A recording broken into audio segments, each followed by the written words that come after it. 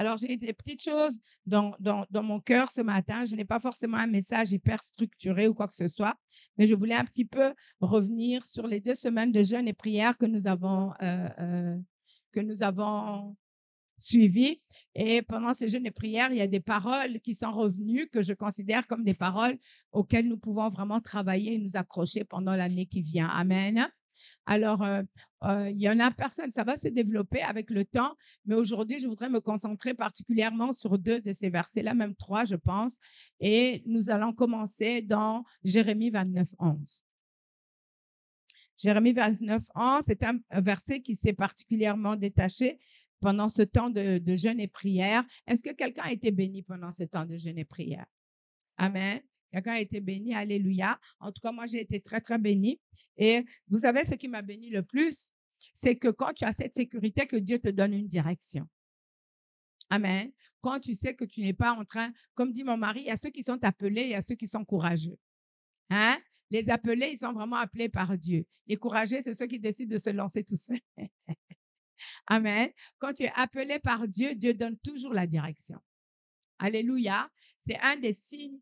Ah, bonjour Maurice, t'es venu. Que Dieu te bénisse. Hein? C'est toujours, parce que ça m'a manqué tant. Alléluia. Quand on chante Christ est roi. Quand on chantait Christ est roi, je dis, j'ai pas entendu la voix de ma Mauricette. Ce chant a une onction. Amen. Et elle réagit toujours à cette onction. Amen. Sois la bienvenue, maman. Tu es guérie au nom de Jésus. Amen. Amen. Et donc, je disais que une des choses qui est vraiment superbe quand tu es appelé par Dieu, c'est que Dieu te donne toujours une direction. Amen. Quand Dieu t'a appelé, il va jamais te laisser sans une direction. Et parfois, quand tu te retrouves comme si tu n'avais pas de direction, quand tu vas prier pour demander, c'est que Dieu va te dire, la dernière direction que je t'ai donnée, tu ne l'as pas encore accomplie. Amen. Donc, quand tu obéis à ce qu'il t'a dit de faire maintenant, alors il te donne la prochaine étape. D'accord? Mais si cette étape, si tu n'as pas encore obéi, tu vas venir, tu vas aller, tu vas tourner, mais Dieu ne va rien te donner de nouveau jusqu'à ce que tu fasses, que tu accomplisses ce qu'il t'avait dit la dernière fois que vous avez parlé. Ça, c'est comme ça que Dieu agit. Hein? Il dit, tu veux que je te donne de nouvelles informations, mais tu n'as pas encore obéi ou tu n'as pas encore fini d'obéir dans ce que je t'avais dit la dernière fois. D'accord? Donc, ce qui se passe, c'est que parfois, quand Dieu te donne quelque chose, tu fais pendant une période, peut-être qu'à un moment donné, la chose commence à t'ennuyer. Tu veux du nouveau. Vous savez que c'est très humain. Amen. Ce que tu fais maintenant, parfois, quand tu as eu un travail, ce travail-là, tu étais content de l'avoir, tu as crié Alléluia. Hein? Tu as vraiment proclamé Dieu m'a béni et tout. Puis tu fais ce travail pendant 1 an, 2 ans, 3 ans, et puis tu en as marre. On dit oui, c'est bien. Tu réalises même plus que c'était le même travail pour lequel tu avais crié à Dieu. Mais Dieu, comment dire, quand il n'a pas fini avec toi dans une saison, amen, et que tu commences déjà à aspirer à une autre saison, ça peut être légitime. Hein. Ça peut être légitime, mais, dites avec moi, mais Dieu ne va pas te faire rentrer dans une saison nouvelle tant que la saison dans laquelle tu es n'est pas finie. Amen. Tant qu'il n'a pas accompli en toi tout ce pourquoi il te fait passer par cette saison. Amen. Et donc, quand cette saison-là est finie et qu'il voit que vraiment tu es équipé avec tout ce qu'il voulait te donner dans cette saison-là, alors il te fait rentrer dans la prochaine saison. Et parfois, cette espèce de, comment on va dire ça, cette espèce de d'inconfort, cette espèce de d'agacement qu'on a, on veut autre chose et tout, ça annonce parfois que tu vas rentrer dans une transition pour rentrer dans une nouvelle saison. D'accord? Donc, la saison dans laquelle tu te trouves devient inconfortable. D'accord? Tu aspires à autre chose. Malgré tout, la saison n'est pas encore finie. Alors, il y a comme picot. Amen. Fais très attention à ton attitude parfois à la fin d'une saison. Parce que ça peut te faire rater la bonne entrée dans la nouvelle. D'accord? Tu dois vraiment faire attention à quand ça devient inconfortable. Je me souviens quand on était à Bruxelles. Alors, la saison arrivait où on allait partir de la Belgique. Et mon mari avait des fourmis dans les pieds. Je lui ai pas dit que j'allais parler de ça moi-même, je savais pas d'ailleurs. Alors je le voyais là. Maintenant, il avait son travail là-bas, mais le travail, ça n'allait plus parce qu'il savait qu'il allait prendre un nouveau travail là où on allait. Alléluia. Et donc il était là, et donc, mais Dieu nous a fait grâce. Hein. Il m'a dit: «Non, non, non, tu dois t'occuper du déménagement. Moi, je dois aller travailler, je dois aller Ouh, je garde le reste pour moi.» Il m'a fait le coup 2 fois. D'accord? Pour passer d'une saison à une autre, on voit l'inconfort qui grandit là. On aspire à aller dans la nouvelle classe. C'est comme les enfants quand c'est la rentrée. Il y a la nouvelle tenue, il y a la vieille tenue, même si elle est en bon état, elle n'a plus la cote. Vous avez remarqué ça? Amen. Il y a les nouveaux cahiers qui sont tout beaux, qui sentent encore bon le nouveau, les nouveaux bics. Donc tout ça là, tout ce qui est vieux n'a plus d'attrait. Mais vous savez que c'est très charnel. Amen. Dieu peut utiliser ça. Quand tu vois ça, ça veut dire qu'il est temps de prier pour la nouvelle saison. Mais tout en demandant la grâce à Dieu de garder une bonne attitude dans la saison dans laquelle on est encore. Vous comprenez ça? Amen. Donc, tu commences à aspirer à autre chose parce que tu sens que tu as grandi, que tu veux occuper plus d'espace, tu veux faire grandir ton influence. Il y a des choses que tu te sens à l'étroit. Hein? C'est comme si les chaussures sont devenues trop petites et maintenant ça te fait mal aux pieds quand les enfants grandissent. Hein? Maintenant, tu veux une nouvelle paire où ton pied va être à l'aise. C'est la même chose dans les choses. Ça peut être professionnel, ça peut être spirituel, dans ton service à Dieu. Ça peut être dans beaucoup de choses, c'est comme ça. Mais il faut demander la grâce de Dieu pour ne pas mal sortir de la saison. D'accord? Par exemple, si tu dois avoir un nouveau travail ou Dieu te montre que tu dois aller dans une nouvelle église, est-ce que parce que l'église où tu es, eh ben, ton temps est fini là, Dieu, par exemple, veut te mettre dans une nouvelle église, qu'est-ce qui se passe? Tu dois faire attention pour partir en paix avec des gens où tu as été. Reconnais comment tu as été béni là où tu étais avant. Alléluia. Vous comprenez? Ou même le travail. Dans toutes les saisons, il faut travailler son attitude. D'accord? Il y a ceux qui disent que ton altitude, c'est-à-dire la hauteur, combien haut tu peux aller, ton altitude dépend beaucoup de ton attitude. Amen. Ça dépend de ton attitude. Donc, il faut vraiment travailler ça avec le Seigneur. Ça doit être pour quelqu'un parce que je n'avais pas prévu ça. Amen. Quelqu'un avait besoin d'entendre ça. Alléluia. Dites, Seigneur, prépare-moi pour la nouvelle saison. Aide-moi à avoir la bonne attitude. Au nom de Jésus. Amen.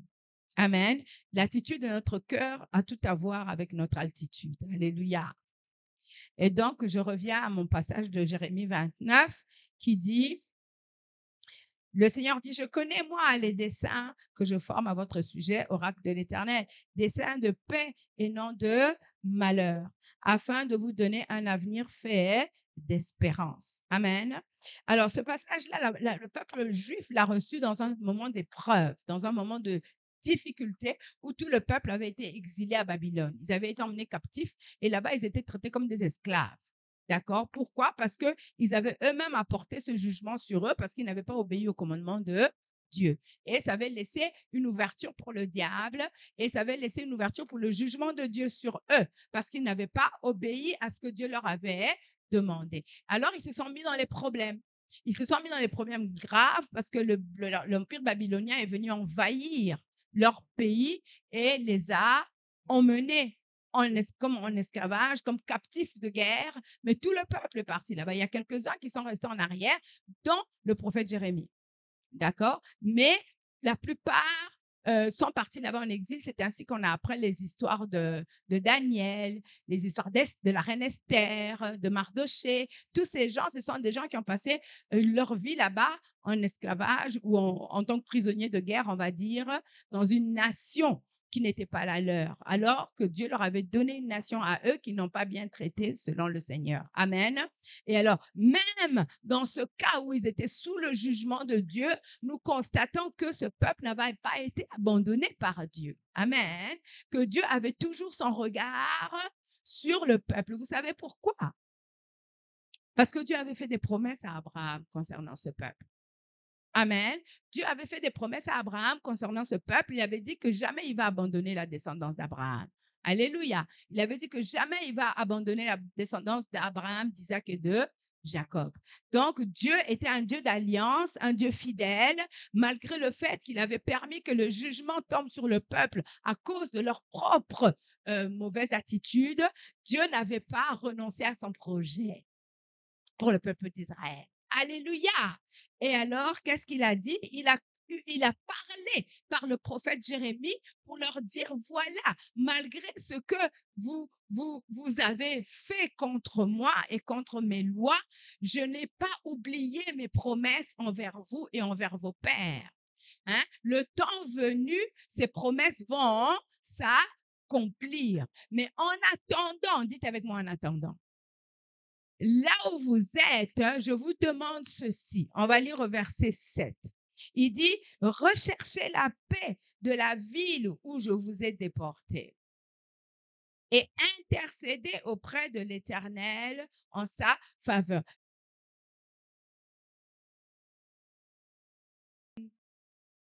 Recherchez la paix de la ville où je vous ai déporté et intercédez auprès de l'Éternel en sa faveur parce que votre paix dépendra de la sienne.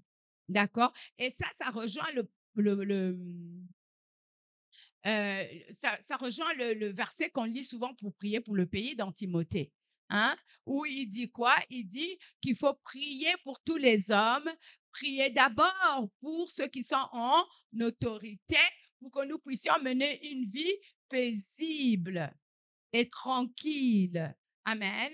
Et pour que nous puissions, à la fin, il dit, car Dieu veut que tous les hommes soient sauvés. Pourquoi? Parce que quand il y a la paix, on peut prêcher librement l'évangile. En tout cas, ici au Congo. Alléluia. Et donc, il leur dit, voilà, intercédez pour la ville. D'accord? Auprès de l'Éternel en sa faveur, parce que votre paix dépendra de la sienne. N'est-ce pas vrai? Amen. Alors, après, il leur dit au verset 11, je connais, moi, les desseins que je forme à votre sujet, hein? Desseins de pain et non de malheur, afin de vous donner un avenir fait d'espérance. Alors, vous m'invoquerez et vous pourrez partir. Voilà le projet que Dieu avait pour eux. Il dit, vous m'invoquerez et vous pourrez partir. Vous intercéderez auprès de moi et je vous exaucerai. Vous me chercherez et vous me trouverez, car vous me chercherez de tout votre cœur. Dieu leur a dit toutes ces paroles-là. Dieu leur a dit toutes ces paroles-là. Et alors, qu'est-ce qui s'est passé par la suite? Il y a eu un Daniel.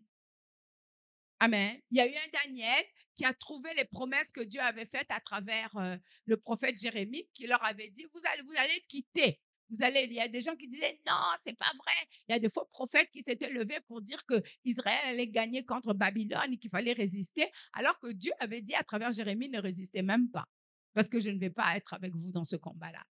Hein? Ils vont vous emporter. Et c'est ce que Jérémie a dit qui s'est réalisé. Et Jérémie, parce qu'il avait dit la vérité, on l'a même maltraité, on l'a persécuté, on l'a mis dans un trou. D'accord? Pourquoi? Parce qu'il disait la vérité. Donc, quand vous vivez dans la vérité, ne vous étonnez pas que les gens sont contre vous. Amen. Parce qu'il y a des gens qui n'aiment pas la vérité. Parce que ça va contre ce qu'eux veulent faire. Parce qu'ils ont la tête dure, ils ont le cœur fermé, ils ne veulent pas entendre votre vérité. D'accord? Et donc, attendez-vous à ce que les gens vous rejettent. Quand ils vous rejettent, ce n'est pas vous qui rejettent. Ils rejettent la parole que vous leur dites. Amen. C'est ça qu'ils rejettent. Ils ne veulent pas entendre parce que vous dérangez leur conscience. Hein? Amen. Et parfois, c'est des gens que vous aimez beaucoup et ça vous fait mal, mais c'est la réalité. Amen. Et donc, Jérémie a subi les affres. À un moment, il en avait même marre. Amen. Il s'est plaint à Dieu. Mais Dieu a dit, voilà, je t'ai appelé là. C'est ainsi qu'il parle même dans ce passage. N'écoutez pas vos faux prophètes. D'accord? Ceux-là qui viennent en mon nom. D'accord? Ce n'est pas moi qui les ai envoyés. C'est Jérémie qui était le vrai prophète de Dieu pour la saison. Amen. Et donc, il leur a dit la vérité. Et après, Dieu a suscité des gens comme Daniel et ses frères. Et Daniel, qui examinait les Écritures, a vu dans les prophéties de Jérémie que Dieu avait promis que 70 ans après, il allait les faire repartir dans leur pays. Amen. Et ce n'était pas automatique. Dit, ce n'était pas automatique. Parce que ici, Dieu dit, alors vous m'invoquerez et vous pourrez partir. C'est-à-dire, vous allez vous souvenir que je vous ai fait une promesse, d'accord? Vous allez m'invoquer et vous pourrez partir. Vous intercéderez auprès de moi et je vous exaucerai. Amen. Vous me chercherez et vous me trouverez car vous me chercherez de tout votre cœur. Quand on est dans certaines situations, les situations l'enfant que nous cherchons Dieu de tout notre cœur. Quand tout va bien, hein, il n'y a que les très disciplinés qui arrivent à garder un rythme de discipline spirituelle. Vous voyez, quand tout va bien, tout baigne, on a un travail, hein, les enfants vont bien, ils servent Dieu, oh, l'argent n'est pas un problème. Quand vraiment la vie est douce, il y en a pas beaucoup qui recherchent vraiment Dieu de tout leur cœur. Alors on vient à l'église parce que c'est la routine, hein, parce que bon, ben, on a l'habitude, c'est ça, on sait qu'on est chrétien. Et pour les chrétiens, c'est normal d'aller à l'église le dimanche. Mais cette quête de Dieu où il dit, vous m'invoquerez. Quand tu invoques Dieu, ça veut dire que tu cherches vraiment Dieu. Quand tu dis Dieu, je t'invoque, ça veut dire ma situation ici me tient, je t'invoque sur ma situation, n'est-ce pas? Amen. Et quand il dit vous m'invoquerez, ça veut dire que vous aurez envie que c'est invoquer Dieu, c'est lui demander d'intervenir dans une situation. Amen. Alors, vous allez m'invoquer et alors je vais vous répondre. D'accord? Alors, vous me chercherez et vous me trouverez. Pourquoi vous me trouverez? Parce que vous me chercherez de tout votre cœur. Un verset pareil me dit que quelqu'un qui ne cherche pas Dieu de tout son cœur ne va pas forcément le trouver, même s'il le cherche. Il va le chercher, licolo, licolo. Oh, je viens te louer. Alléluia. Je te louerai. Alléluia. Ça, c'est bon. Hein? C'est pas chercher Dieu de tout son cœur. Hein? Mais on a besoin de grâce pour que Dieu nous donne d'avoir cette attitude toujours où on est au taquet, où on est alerte, où on veut Dieu, où on désire Dieu. Parce que vous allez voir que les prières dans lesquelles on met le plus de ferveur, c'est réellement les prières pour des choses qu'on désire de tout son cœur. Hein? Il dit que Dieu, il répond aux prières qui sont faites avec ferveur. Alléluia. Et la ferveur, on a encore ce verset que quelqu'un a partagé cette semaine. Je pense que c'était les versets de l'Alliance biblique, que servir Dieu avec ferveur, avec zèle. Amen. D'avoir du zèle et non pas de la paresse. Il dit servez Dieu avec ferveur. Alléluia. Et donc, nous avons besoin que Dieu nous aide à avoir de la ferveur, parce que c'est la ferveur qui donne des résultats. Amen. Même quand tu viens demander quelque chose à quelqu'un, oui. Par exemple, des fois, je propose à mon mari ou à ma fille, je dis, est-ce que je peux te donner ça ou je peux faire ça? Oh oui, si tu veux. Quand mon mari me dit si tu veux, ça me... Oh. Je dis, je veux lui donner. Donc, je dis, donc, tu veux pas, je garde pour moi.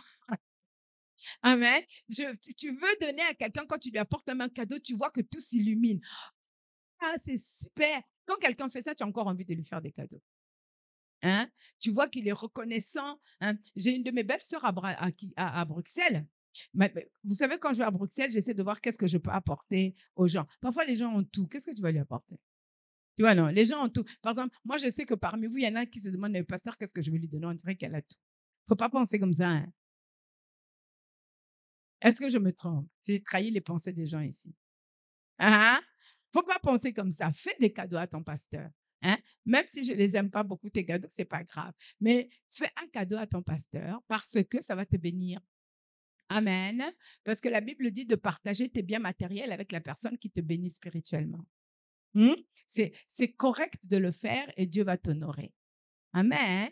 Hein? Vraiment, je recherche pas vos cadeaux, je recherche la grâce de Dieu pour vous. Alléluia. C'est pour ça. Et c'est simplement une obéissance à la parole de Dieu. Amen. J'aime bien quand quelqu'un d'autre dit ça parce que... Amen. Donc, alléluia. Je ne sais même pas pourquoi je suis allée là-bas. Amen. Et donc, je reviens à mon idée. J'étais en train de dire quoi? Merci. Voilà, il y a une de merci chérie. Il y a une belle sœur à Bruxelles. Vous savez, quand j'allais à Bruxelles, souvent, je prépare des petites choses qui peut-être coûtent très cher là-bas ou des choses, hein. Par exemple, j'ai une de mes sœurs qui aime beaucoup les mangoustans. Quand c'est la saison des mangoustans, j'apporte tout un paquet de mangoustans et tous mes neveux, mes nièces ont découvert ça. Du coup, elle a de la concurrence, hein. Et alors, Et comme le poisson fumé, par exemple, les bons boto, les bons munganza, vous voyez, tous ces bons-là, ça coûte cher là-bas, du bon poisson fumé. Alors souvent, j'achète du poisson fumé pour distribuer à mes belles-sœurs, à ma mère et tout ça. Et souvent, donc, je prends le temps, je fais nettoyer parce que chez nous, on n'aime pas les peaux, on n'aime pas les épines. Donc, on enlève les peaux. Donc, je fais ça bien, que ça soit bien propre. Et aussi parce que si c'est pas propre, après, il y a les petites bêtes là qui sortent. Non. Et donc, je prépare tout ça. Et quand j'arrive avec ça, ma belle-sœur là, hein, quand je lui apporte ça, elle fait la fête. Et Brigitte, merci, merci. Elle est là. Les autres là, par exemple, ma mère, je lui apporte, ah, mais fallait pas, hein, tu sais, j'en ai encore, j'ai pas de place dans mon congélateur. Hein, mais, vous voyez? Alors, par contre, quand elle voit que je commence à distribuer mes paquets, ah, mais je vais quand même garder ça. Vous voyez? Donc maintenant, quand je avant de partir, je dis: «Bon, je vais gaspiller seulement mon temps à préparer des choses pour eux quand j'arrive là-bas». Et puis les gens n'ont pas votre temps, chacun a sa vie et c'est moi-même même qui dois prendre mon transport pour aller leur déposer les paquets. Ils vont pas faire l'effort de venir chercher ça là où moi je me trouve, vous voyez? Donc quand c'est comme ça, hein, on arrive, on dit: «Mandé». Donc tu es un peu, tu as de la lourdeur, hein, pour faire ces cadeaux-là. Eh bien, Dieu ne veut pas qu'on soit comme ça. Alléluia. Dieu veut qu'on soit plein de feu, plein de ferveur et qu'on cultive le désir de l'invoquer et de le rechercher. Quand tu n'as pas de situation pour laquelle tu veux invoquer Dieu, invoque-le pour l'aimer. Invoque-le pour mieux le connaître. Ça, c'est une prière qui est toujours d'actualité. Invoque-le pour avoir de l'amour pour lui. D'accord? Invoque-le pour rechercher d'abord son royaume, hein, et sa justice. Pourquoi? Parce que quand tu l'invoques pour ça, il va commencer à te remplir.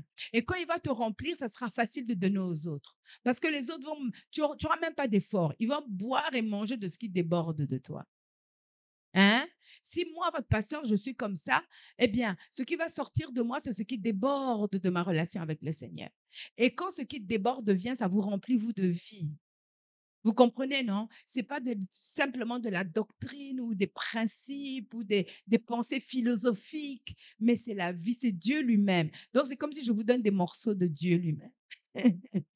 Vous comprenez ça? Et vous pouvez donner à votre propre vie, à votre entourage, à vos enfants, à vos amis, des morceaux de Dieu. Amen. Que quand vous ouvrez la bouche, la parole est assaisonnée de sel. Alléluia. Que les gens sont bénis quand ils vous écoutent. Ah. Alléluia. Hein. Et donc, c'est ce que nous voulons comme vie. C'est ça la vraie vie chrétienne. C'est une vie qui sent bon Jésus. C'est des paroles qui donnent Dieu aux autres. Amen. Alléluia. Et ben voilà. Et donc, Dieu dit aux Israélites, maintenant, je connais les desseins que j'ai formés pour vous. Je vous ai frappés parce que c'était bon pour vous que vous soyez corrigés, pour que vous appreniez à mieux être avec votre papa Dieu. Amen. Maintenant que apparemment vous avez compris, parce que s'ils ont commencé à invoquer, à rechercher le Seigneur, ça veut dire qu'ils en ont marre de leur situation. Hein? Ça veut dire qu'ils aspirent à mieux à ce que Dieu leur avait déjà donné auparavant. Alors, quand ils en ont marre, souvent on n'arrête pas. Souvent, ce désir et cette ferveur vient quand on en a marre de notre situation actuelle. Amen. S'il te plaît. Et donc, ils ont commencé avec Daniel et sa génération là. Hein, je ne sais pas combien de temps sépare ce temps-là. En tout cas, c'était 70 ans au moins. D'accord? C'était 70 ans au moins. Et il a réalisé, ah, le temps est arrivé, il a commencé à intercéder. Comme il a dit, vous intercéderez. Amen. Vous me rechercherez, vous m'invoquerez. Donc, ce sont tous des verbes entre il commence à la batterie commence à et qui montrent le que, il y a une action de l'homme vers Dieu. Amen. Il y a un pas que l'homme fait vers Dieu. L'homme invoque Dieu, l'homme intercède pour la situation, l'homme recherche Dieu pour une solution. Il dit, tu feras ça de tout ton cœur. Donc là revient encore la ferveur, le désir, le zèle. Et alors, vous me trouverez parce que vous me rechercherez de tout votre cœur. Amen. Et qu'est-ce qui va se passer une fois que Dieu va répondre? Il va mettre en route les projets qu'il a pour eux.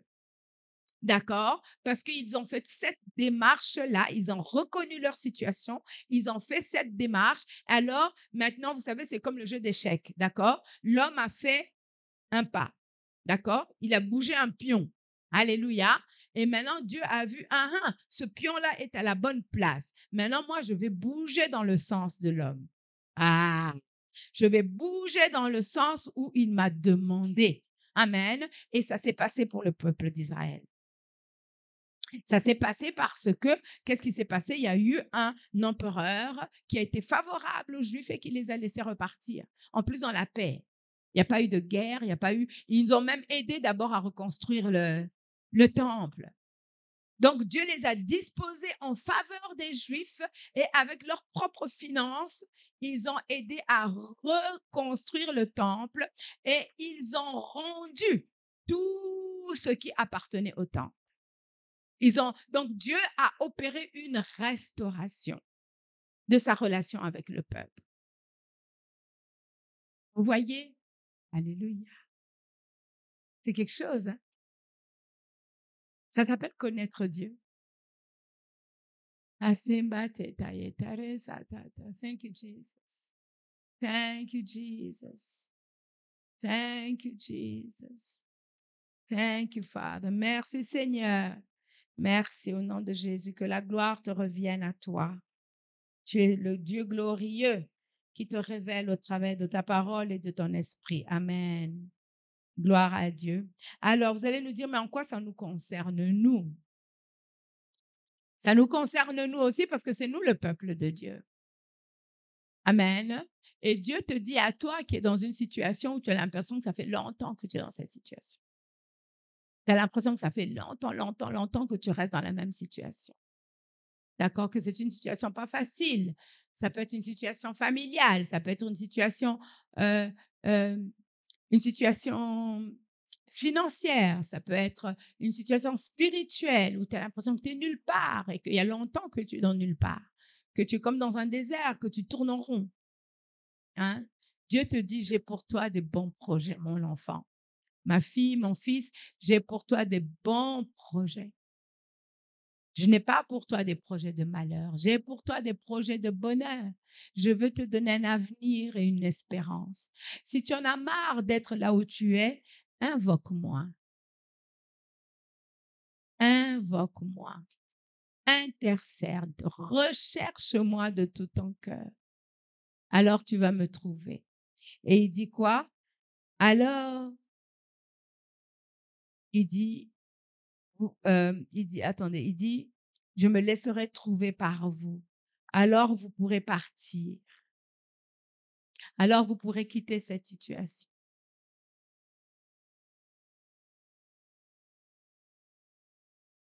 Alléluia. Amen. Alors vous pourrez partir, alors vous me trouverez, vous me chercherez de tout votre cœur, je me laisserai trouver par vous et je ferai revenir vos captifs. Je vous rassemblerai de toutes les nations et de tous les lieux où je vous ai bannis. Alléluia. Et je vous ferai revenir dans ce lieu d'où je vous ai déportés. Amen. Alléluia. Et donc, Dieu a des projets pour nous en tant qu'individus, en tant qu'Église aussi. Dieu a des projets pour nous en tant que couple, en tant que famille. Dieu a des projets pour nous. Dites avec moi, Dieu a des projets pour moi. Il a formé pour moi des projets de bonheur et non de malheur. Il veut me donner un avenir et une espérance. Une chose que vous devez savoir, c'est que les projets de Dieu ne sont pas toujours comme vous vous imaginez. D'accord? Ils ne sont pas toujours comme vous vous imaginez. Ils demandent une certaine flexibilité de notre part, une certaine souplesse de notre part. Amen. Il faut resate payata. Este katareande sati teroste kambe kambe. Aste kambo tereste tambayanzande. Alléluia. Alléluia. Oh, reste, cambe. Alléluia. Merci Seigneur. Merci. Alléluia. Amen.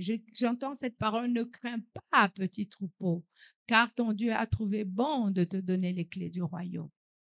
Amen. Donc, Dieu a trouvé bon de te donner les clés du royaume. Les royaumes, c'est quoi? Le royaume, c'est là où Dieu est chef. C'est là où Dieu règne, le Dieu de bonté, le Dieu d'amour, le Dieu qui veut couronner ton année de bonté. Alléluia. Ne crains pas, petit troupeau, car ton Dieu a trouvé bon de te donner les clés du royaume. Ça veut dire quoi? Il te donne les principes, comment tu peux fonctionner dans son royaume pour que ces bons projets pour toi se réalisent. Amen. Mais ça demande toujours, quand Dieu met un pion, toi aussi, tu dois encore mettre un pion. Amen. C'est-à-dire qu'il te donne une direction et tu dois obéir. La clé avec Dieu s'appelle obéissance. Amen. La clé avec Dieu s'appelle obéissance. Tu dois apprendre à faire taire ta chair. Quand je parle de flexibilité, c'est ça. Tu dois apprendre à faire taire ta chair, à faire taire tes propres ambitions. Amen. L'ambition n'est pas mauvaise en soi, mais l'ambition est mauvaise quand elle prend sa source dans le désir d'assouvir tes propres désirs. Amen. Il y a des gens qui veulent occuper toutes sortes de postes pour se faire valoir. Et souvent, c'est parce qu'ils ont un problème. Il y en a, par exemple, il y a des gens qui ont eu des parents qui leur disaient jamais que c'était bien. Vous comprenez? Donc, et on cherche à accumuler des performances pour gens satisfaits. Vous comprenez ce que je veux dire? Donc, quand quelqu'un n'arrête pas de vouloir, c'est pas mauvais, mais quelle est la source de ça? Vous savez, enfin, je ne vais pas trop dévier, mais je voulais quand même dire ça, c'est que l'ambition, l'ambition, l'ambition doit être en Dieu. Vous comprenez? Toute ambition que vous avez, vous devez vraiment vous assurer que ça vient de Dieu, que ce n'est pas simplement le désir de faire des performances encore et encore et encore. Amen. Gloire à Dieu. I don't know why I went there. Anyway. Merci Seigneur. J'ai besoin de revenir là où j'étais. Ne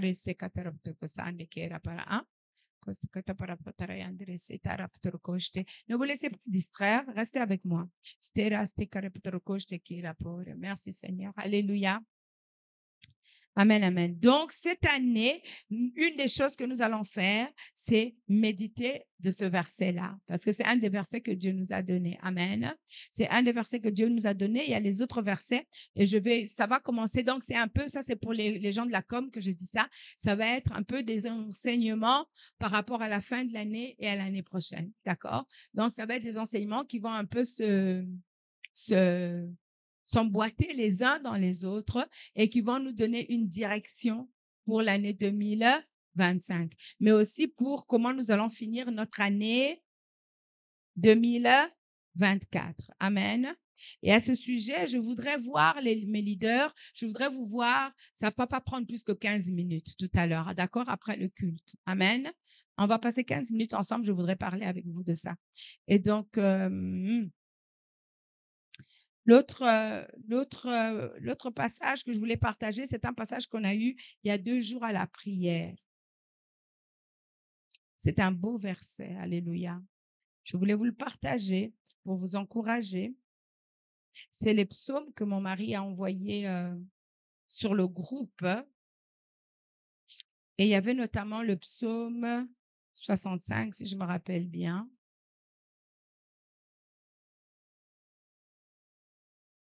C'est le psaume 65, verset 12, qui dit « Tu achèves en beauté une année de bonté. Sur ton passage, l'abondance ruisselle. » Ça, c'était en français courant.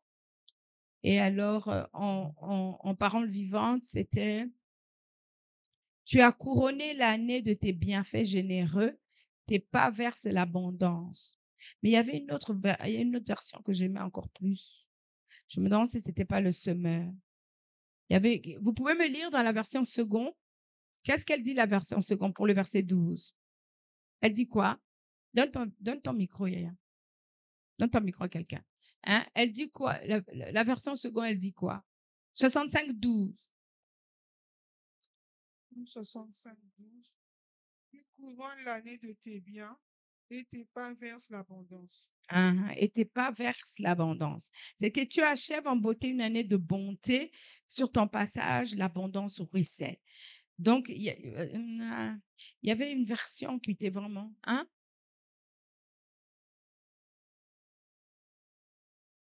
Amen. Partout où tu passais, la terre est fertilisée. Oui, ça, c'est aussi une bonne version, mais c'était pas la version qu'on a lue avec mes.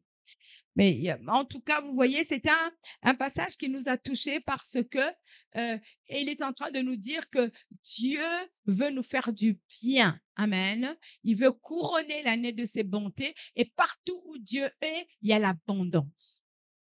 Partout où Dieu est, il y a l'abondance. Et c'est pas parce que c'est écrit dans la Bible que ça va se passer automatiquement dans nos vies, mes amis. Amen. Ça veut dire quoi? Ça veut dire que, comme toujours, et on va revenir encore avec tous ces enseignements, comme d'habitude, les enseignements qui nous montrent comment nous devons semer la parole dans notre cœur encore et encore et encore jusqu'à ce qu'elle s'accomplissent. Donc, ces versets-là, vous devez dire, Seigneur, je le crois que c'est comme ça dans ma vie et je m'attends à ce que ça s'accomplisse. Amen. Ça veut dire quoi? Ça veut dire que tous les jours, une des choses qu'il faut faire, comme nous avons déjà un verset de l'année, Amen, Jérémie 29, 11, le matin, qui peut me dire que souvent le matin, quand on se réveille, forcément, nos premières pensées ne sont pas sur la parole de Dieu. Amen. Beaucoup d'entre nous, les premières pensées. Mais vous savez que ça peut changer. Hein? Ça, souvent, ça montre simplement on passe pas la plupart de notre temps dans la parole de Dieu. Parce que les premières pensées qui te montrent, qui viennent dans ton cœur, montrent un peu, montrent un peu les choses qui sont prédominantes dans ta vie. Alléluia. Amen. Il y en a parmi nous, la première chose qu'on attrape, c'est notre Android. Il y en a parmi nous, c'est tous les soucis de la journée qui montent déjà dans la tête. Hein? Il y en a parmi nous, c'est peut-être la dispute qu'on a eue hier soir avec quelqu'un et qu'on n'a pas réglée avant d'aller se coucher. Alors que la Bible dit de ne pas se coucher avec la colère. Et donc, il y a beaucoup de choses qui viennent. Et qu'est-ce qui se passe? Nous devons nous faire violence. Dites avec moi, faire violence. Amen. Ça veut dire quoi? Ça veut dire que dès que tu te réveilles, ne t'occupe pas de ce qui se passe dans ta tête, mais attrape la parole de Dieu. Hein? Attrape la parole de Dieu. Dis Seigneur, merci parce que encore aujourd'hui, tu as pour moi des projets de bonheur et non de malheur, des projets de paix. Et tu veux me donner un avenir et une espérance. Tu vas couronner ma journée de bonté et sur ta présence dans ma vie va ruisseler l'abondance. Amen. Et en fait, ça doit devenir naturel pour toi de parler comme ça. Amen. Jusqu'à ce que ça soit bien mûr et que tu envoies le fruit. Et à ce sujet, j'avais des choses que je vais demander à mon mari de vous partager là-dessus. Euh, Hier, on a passé un moment de prière, j'étais ici et je parlais de l'accès à Dieu, à aller très haut, à marcher dans les lieux célestes, à se voir avec Éphésiens assis dans les lieux célestes. Et j'ai eu une pensée par rapport à ça, c'est un petit arbre et un gros arbre. Un petit arbre, quand il voit un gros arbre, il voit des grands fruits sur l'arbre. Il voit qu'il a des grandes broches et que même quand un grand oiseau vient dessus, le grand arbre ne tombe pas. Mais c'est la même nature, le petit arbre et le grand arbre. Quelle est la différence entre les deux? La croissance, le temps de maturation, le temps de continuer à pousser, le temps de continuer à faire la même chose tous les jours. Arroser, fertiliser la terre, les racines poussent, l'arbre grandit, grandit, grandit. Souvent, on n'a aucun souci dans notre vie. Le problème, c'est la croissance. On n'est pas assez large dans l'esprit pour porter plus. On n'est pas assez large dans l'esprit pour pouvoir porter des fruits. On n'est pas mûr. Amen. Quand tu mûris, tu as la semence de Dieu en toi. Dieu se manifeste en toi facilement. Quand tu grandis, comment un arbre grandit? Qu'est-ce qu'il fait pour grandir? Il ne fait rien. Il est au même endroit, c'est la terre autour. La parole de Dieu dans ton cœur, c'est la même chose. Elle peut produire tout ce que Dieu dit qu'elle va faire. Mais si tu la laisses dans une bonne terre, la terre, c'est ton cœur. Travaille ta terre, travaille la qualité de ton cœur, mets du fumier, hein, mets des bonnes choses dans la terre, arrose cette chose et ça va produire du fruit. Alléluia. Hein, je disais à un des fils hier que sur ton chemin ruisselle l'abondance. Ne voyez pas ça simplement pour Dieu. Alléluia. C'est mon Père. Comme il est, moi je suis. Alléluia. Je crois ça pour moi. Amen. Que là où moi je passe, Mais quand tu te compares à quelqu'un qui a sa propre marche, hein, tu n'es pas sage. Alléluia. Donc, ça veut dire quoi? Ça veut dire que regarde là où tu es et compare-toi à ce que Dieu a dit. Quand Dieu t'a donné une parole, est-ce que tu mesures, est-ce que, comment on dit, are you measuring to that word? Est-ce que tu, est-ce que tu es déjà arrivé? Vous voyez, la parole que Dieu te donne, ça met comme, vous voyez, si on a une graduation, une règle graduée, d'accord, dans votre croissance, où tu en es par rapport à ce que la parole, par rapport à la parole que Dieu t'a donnée. D'accord? Je donne un exemple. Par exemple, si le Seigneur me dit, je veux que tu sois soumise à ton mari. Mais soumise à mon mari, ça veut dire quoi? Ça veut dire que dans notre vie quotidienne, il y a des choses qu'il va me demander pour lesquelles ça sera facile de se soumettre. Hein? Il y a des choses qu'il va me demander où je vais un peu râler, où je n'ai pas envie de me soumettre tout de suite. Mais Dieu va me dire, et là, vous voyez? Parce que je vais regarder, il y a des choses dans lesquelles, j'ai bien fait. Mais sur la règle de graduation, là où Dieu m'attend, c'est là où je n'ai pas encore bien fait. Vous comprenez? Donc, est-ce que là, j'ai fait des progrès? C'est ça la différence. Donc, dans les choses pour lesquelles tu sens que tu dois grandir, je donne un exemple dans ton temps où tu te remplis de la parole. Combien de temps tu utilises par jour pour te remplir de la parole? Quelle est la quantité de paroles que tu déposes au fond de ton cœur tous les jours? Hein? Ne te compare pas à ton voisin, mais toi-même. Parce qu'il y a beaucoup de nos problèmes que nous avons aujourd'hui, c'est un problème de ne pas encore avoir passé assez de temps dans la parole de Dieu pour ce domaine-là précis. Si tu n'as pas l'habitude de lire, commence à lire 1, 2, 3 versets par jour. Fais une stratégie pour te remplir. Il y a une vidéo que mon mari a mise dans le groupe si vous avez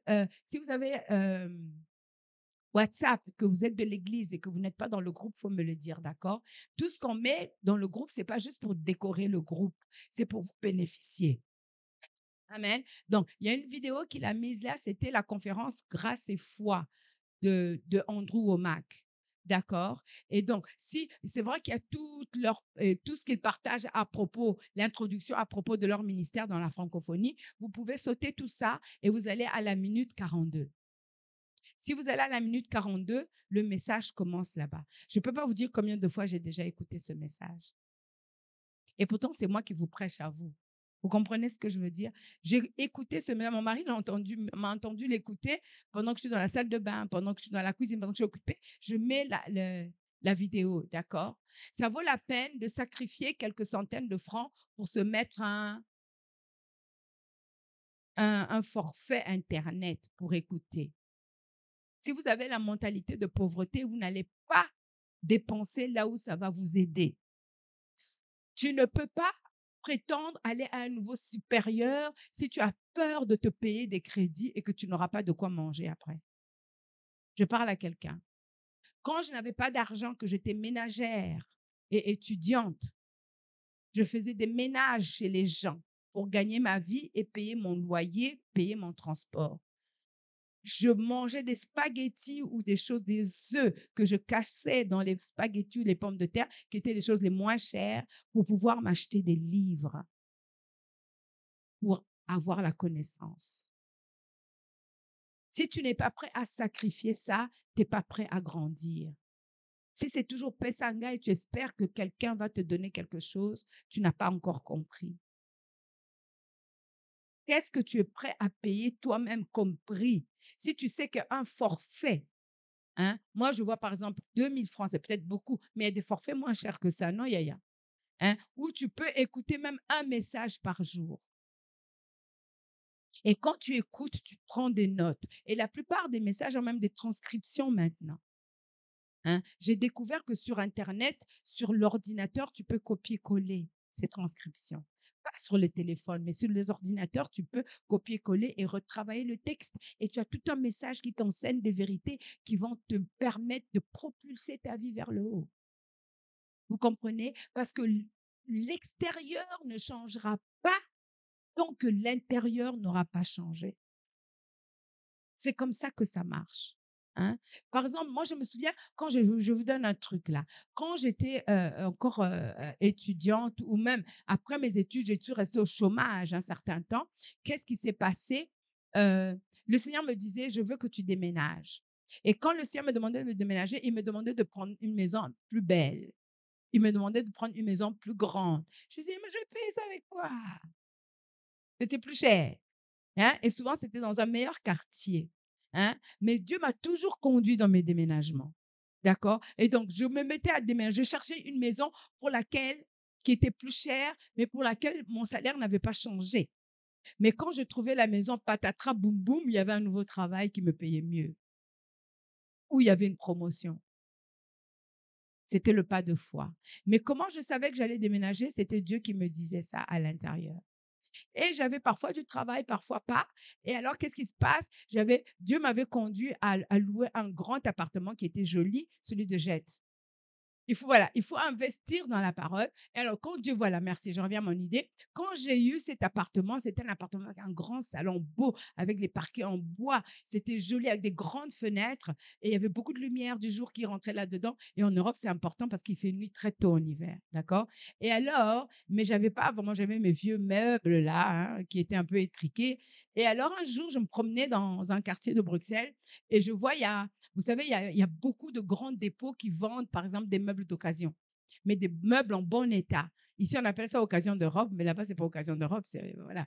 Donc, et je suis tombée sur un salon magnifique. Il y avait un salon qui était là, qui était beau, mais beau, mais beau.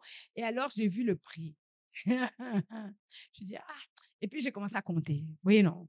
Alors que, vous savez, même qu'en Europe, il y a le système social, quand vous travaillez même en tant qu'intérimaire, le, le, le, Heu, le système social est tel qu'on compte tous les mois où vous avez travaillé et à la fin de l'année, vous avez une prime, d'accord? Vous avez un 13e mois, d'accord? Et alors, je ne savais pas parce que quand on travaille en intérimaire, on peut moins compter c'est pas la même chose parce que tout n'est pas centralisé au même endroit comme pour un employeur, d'accord? Et alors, j'ai eu la belle surprise que j'ai reçu une belle prime à la fin de l'année et donc je venais d'emménager dans cet endroit et je rentre dans ce truc et je vois ce salon magnifique. Et dans mon cœur, je reçois ce témoignage, achète ça. Parce que c'était complet, hein. Je ne sais pas à qui ça appartenait, mais c'était deux beaux fauteuils, un de 3 places et un de 2 places. Et comme mon salon était très grand, c'était vraiment l'idéal qu'il fallait. En plus, c'était de la super qualité. C'était des coussins remplis de plumes, hein, de duvet et tout ça. C'est très cher, ça. Et c'était un beau tissu, c'était vraiment magnifique. Alors, et il y avait les lampes, les 2 lampadaires qui allaient avec. Donc, c'était tout un ensemble. Alors, j'ai commencé à calculer. Je dis: pour le moment, je travaille, j'ai eu ma prime. Après, c'est encore galère. Je vais aller acheter ça et je vais me retrouver sans argent. Je réfléchissais. Alors, je suis partie, j'ai laissé. Et quand je suis partie, il y a eu comme une tristesse qui est venue dans mon cœur. C'est comme si j'avais chagriné le Saint-Esprit. C'est comme si ça me disait: «Je te donne une occasion, pourquoi tu la refuses?» Vous voyez? Mais alors je suis allée loin et j'ai commencé encore à réfléchir, mais la tristesse là ne partait pas. J'ai dit: «OK». Alors je suis retournée et Dieu merci, personne n'avait acheté. J'ai acheté le salon, j'ai acheté les lampes, j'ai acheté tout, j'ai ramené chez moi et tout à coup j'étais contente et j'ai remercié le Seigneur, je me suis repentie parce que j'ai regardé l'histoire de ma vie, j'ai vu que malgré le fait que j'avais pas beaucoup de cash en poche toujours, mais Dieu avait toujours pourvu pour moi à des choses de qualité. Vous voyez? Et que j'avais une foi exercée pour toujours avoir une bonne maison pour moi.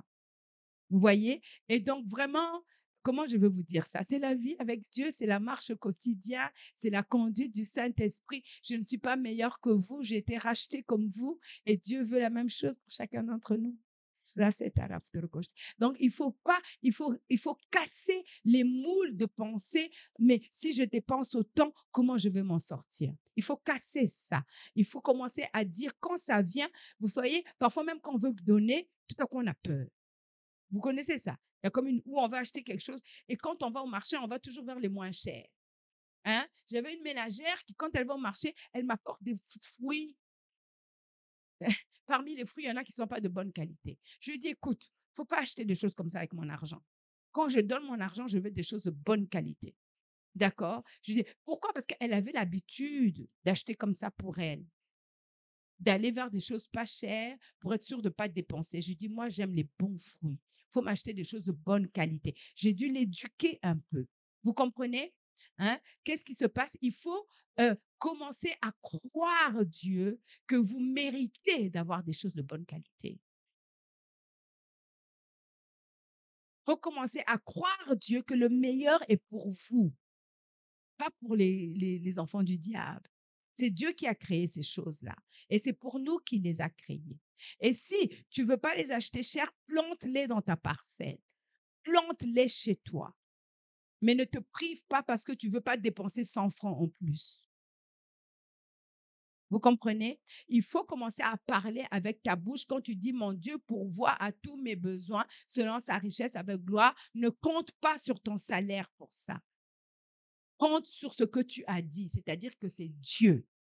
On a chanté ici l'Iziba. Même quand tu reçois ton salaire, ton travail n'est pas ton lisiba.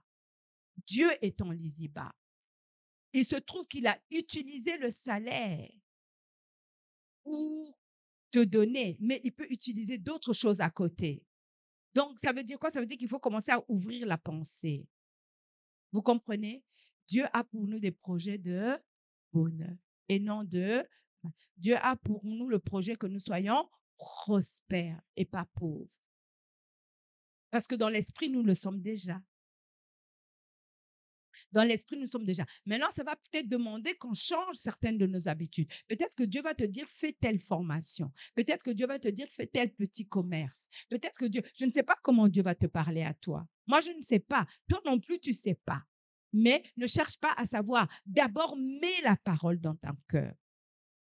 Déclare. Dieu pourvoit à tous mes besoins. Déclare, Dieu me rend capable de prospérer. Déclare, je ne suis pas pauvre, mais je suis riche. Amen. Et fais des pas. Demande au Saint-Esprit de t'aider, que ce soit dans tes études, dans tous les domaines. Nous devons vraiment changer la manière dont nous nous voyons. Alléluia. Nous tous, on a des progrès à faire là-dedans. Mon mari est toujours sur moi avec ça. Hein, on a tous, moi-même, j'ai des progrès. Il y a des choses où j'estime que j'aurais dû être beaucoup plus loin que je ne suis maintenant. Nous avons besoin de millions et de milliards pour faire le travail que nous voulons faire dans ce monde. D'accord? Des gens qui s'offusquent parce qu'on prend des offrandes dans l'église. Bien sûr qu'on prend des offrandes dans l'église. Tu as reçu l'évangile gratuitement, mais ce n'est pas gratuit de donner l'évangile aux autres. On a besoin d'être riche. La richesse, c'est pour l'église. Parce qu'on a un travail à faire. Est-ce que je parle à quelqu'un ici? Amen. Gloire à Dieu. Amen. Je crois que je vais m'arrêter là pour aujourd'hui. Aresatera. Estakerambara. Alléluia. Est-ce que vous êtes bénis? Stera, stera, paretore. Dieu a pour nous des projets de bonheur et non de malheur. Il veut nous donner un avenir et une espérance. Voilà une pensée qui me vient. Une des choses pour commencer à préparer la moisson que Dieu veut te donner, c'est d'être toi-même un donateur. C'est d'être toi-même une donatrice. De semer. Dites avec moi, je suis un semeur. Parce qu'on ne moissonne pas ce qu'on n'a pas à semer. Amen. Il y a le pasteur chez qui on est allé faire le travail à Odiba, le pasteur Prince, où on a été pour commencer une église des enfants, une écodime pour lui. Il me disait que oui, parce que vous savez, il se rassemble sur des tôles là. C'est un petit hangar avec juste des tôles. Il n'y a même pas des tôles autour, c'est seulement des tôles et il y a une partie du toit qui n'est même pas couverte. Donc, quand il y a des grosses pluies, il ne peut pas faire culte. Et alors, il dit oui, maintenant il faut qu'on pense à construire et tout. Je dis oui, c'est bien. Je dis c'est super de penser à construire et Dieu va t'aider. Hein, c'est quelqu'un qui est passé par des moments difficiles, hein, parce que c'est une église qui a connu une division. C'est l'église de Papa Afungisa qui a connu une division. Et donc, il a retrouvé donc, le bâtiment qu'ils avaient là-bas et tout ça, ils ont dû laisser ça. Donc, c'est comme s'ils repartent à zéro. Et donc, je lui ai dit, trouvez des gens qui sont en train de construire et semez là-bas. Je lui ai dit, trouvez des gens qui sont en train de construire et semer là-bas en croyant en Dieu que vous allez récolter votre propre bâtiment. D'accord? Je lui dis, et même si les gens apparemment n'ont pas beaucoup d'argent, commencez comment on appelle ça? Commencez une caisse pour la construction. Hein? Vous pouvez mettre 1000 francs. En tout cas, mettez quelque chose et quand vous allez commencer à rassembler cet argent-là, ne le mangez pas. Je dis, ne mangez pas votre graine. Prenez ça et semez d'abord dans le travail de quelqu'un d'autre. Amen. Donc, il faut qu'on sème dans la vie des uns des autres. Apprenez à semer dans la vie de vos frères et sœurs. Ici, quand vous voyez quelqu'un qui a un besoin, peut-être quelqu'un a des chaussettes trouées ou des chaussures trouées qu'il met toujours tous les dimanches, il ne faut pas se moquer. Il faut dire, ah Seigneur, montre-moi comment je peux bénir la sœur en lui offrant une paire de chaussures. D'accord? Commençons à semer dans la vie les uns des autres. Ce que tu veux voir chez toi, fais quelque chose pour quelqu'un d'autre. Alléluia. Et Dieu va te donner en retour. Amen. Ça sera une bonne année. Ça sera une bonne année. Pourquoi? Parce qu'on a grandi par rapport à l'autre année, n'est-ce pas? Je suis en mesure de vous donner plus de paroles qu'auparavant, n'est-ce pas? Ça veut dire que votre capacité a grandi. Amen. Mais nous voulons plus encore. Quelqu'un dit plus encore. Amen. Parce que le chemin est long. Amen. Merci Seigneur. On va se lever, on va prier.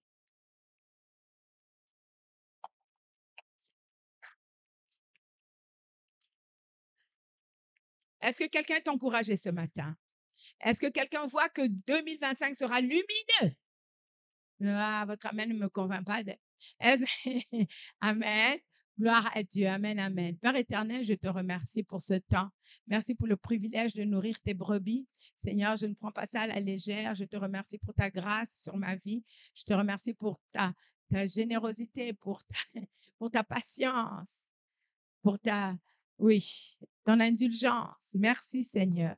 Que ton nom soit glorifié, que ton nom soit élevé au milieu de Glory Church. Alléluia.